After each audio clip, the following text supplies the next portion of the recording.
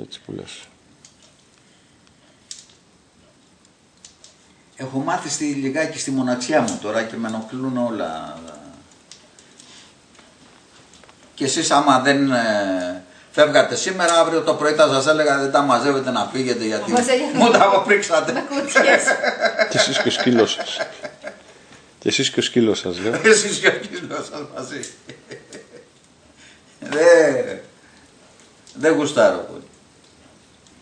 Έτσι, πώς να σου πω, δεν αντέχω άλλον εδώ πολλές ώρες και πολύ χρόνο, πώς να το. Το έχω ξαναπεί ότι έρχεται η κόρη μου με τα εγγόνια μου, τα εγγόνια μου εγώ μ' αρέσουν, ας πούμε, τα αγαπάω, ας πούμε. Αλλά είναι ένας τρόπος ζωής που δεν τον έχω συνηθίσει. Να τρέχουν, να κλαίνε, αυτόν να γκρινιάζουν, δεν το μπορώ.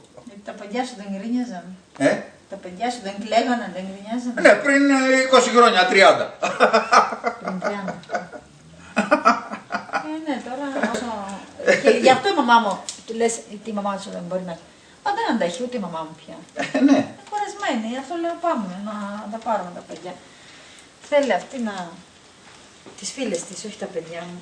Εσύ τα αντέχεις γιατί είσαι, ξέρω εγώ, 33 χρόνια. Άμα πας 60, και εγώ ήταν δεν τα αντέχεις. Δεν τα μαζεύετε να φύγετε, θα τις λες μεθαύριο. Λοιπόν, ευχαριστούμε πάρα πολύ για όλα.